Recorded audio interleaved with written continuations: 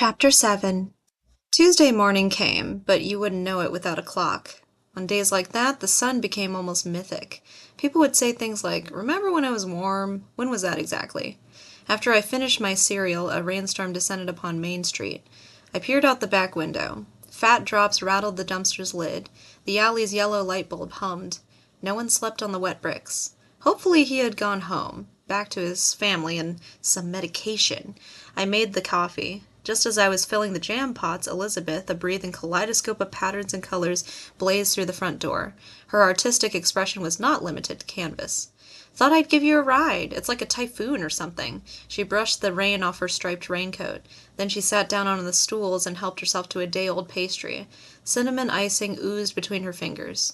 Elizabeth had a thing for sweets, and I mean a thing. Daily doses of white flour and glazed icing to the extent that, if stranded on a desert island, she'd go through withdrawal pains that would put an heroin addict to shame.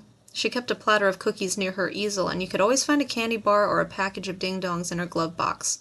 Her particular favorite, marzipan, she ate straight out of the tube. Total junkie. Fortunately, Elizabeth was one of those perfectly proportioned plump people, like a hourglass. Hourglass figures are classic, she often said. I'm one of those perfectly proportioned skinny people, like a flagpole. Flagpoles are patriotic. That's about the nicest thing I can say about flagpoles. So, did you eat it? No. Let me eat it. Maybe it'll work for me. She wiggled on the stool. Why let it go to waste? If it works, I'll share the money with you. Come on. There was no use in arguing with her. She wouldn't give up. That's how she had gotten her father to give her a car. 2 non-stop weeks of whining. Her dad deserved some credit, having lasted 2 weeks. I tended to fold quickly. Come on, give me the bean, please. At least let me see it. Fine. I went upstairs and collected the little bean from my dresser. Ratcatcher followed, batting at my ankles along the way. The faucet gurgled in the bathroom as my grandmother got ready for the day, her radio blaring down the hall. Yuck, Elizabeth said when I showed her the bean. You said it was covered in chocolate. It melted off. But it's plain. I can't eat it plain. It'll taste disgusting. I didn't say you could eat it. Are you gonna eat it? No. We stared at it as if we had never seen a coffee bean. As if something about it would be different. Hey, she said, let's grind it up and drink it. Okay, so I was curious about the bean. Of course nothing would happen, because nothing ever happens after the birthday candles go out or after the wishbone snaps. But maybe something would happen, though it wouldn't. But what if? Come on, let's do it, Elizabeth begged. Don't worry about those stupid jam pots. Irmgard could fill them. I poured coffee into a mug. Then I washed the bean with soap and hot water just in case. I dropped the bean into the electric grinder. A short whir later, a dusting of grounds appeared in the basin. Elizabeth pressed against my shoulder, watching as I pinched the grounds and sprinkled them into the mug. They floated, shimmering like golden sequins. I've never seen coffee grounds shimmer like that, I said. Elizabeth leaned closer. Me neither. We jumped as the front door slammed. Vincent hurried over to the counter, water dripping from his knit hat. It's dangerous out there. The wind almost knocked me over twice. Watch out, you're getting water on me, Elizabeth complained as Vincent shook his head. Geez, what are you, a dog? Where's a towel? In the back room, I told her. She stomped off. Can I get some toast? Vincent asked. Yeah. I dropped some bread into the toaster, then got some butter from the refrigerator. Vincent liked his toast dark, with enough butter to lather a sunbather.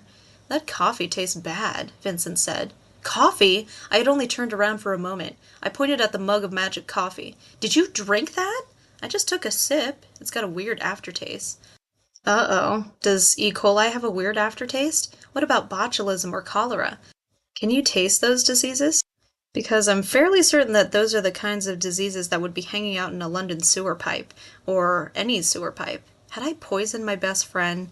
Elizabeth emerged from the back room just as Vincent poured our magic coffee down the sink. She grabbed the empty mug. Hey, we were going to drink that. He took a sip, I told her. He rubbed his red nose. Sorry, I just wanted something hot. Elizabeth and I stood side by side, watching for signs of fortune, diamonds raining from the ceiling, gold coins pouring from Vincent's ears, that sort of thing. Why are you staring at me? We waited for changes, for his wallet to swell, for gold chains to appear around his neck. Nothing. The toast popped. He buttered it and ate it. Oh well, Elizabeth said with a sigh. Better get to school. Vincent put his bike in the alley. Then we piled into Elizabeth's car.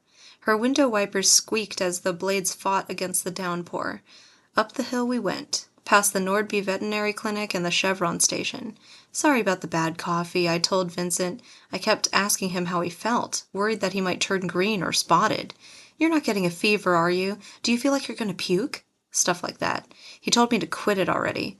Just as we passed the nail salon, the black car in front of us veered right, left, then right again. What's he doing? Elizabeth asked, slowing. The car took a sharp left and crossed the opposite lane, right in front of an oncoming truck. The truck veered into our lane. Watch out, I cried, covering my face. I was going to die in a car crash just like my parents. We were all going to die. Elizabeth slammed on the brakes as the truck swerved and narrowly missed us. I dropped to my hands, watching in silent shock as the black car drove up on the sidewalk, then crashed into a bus bench.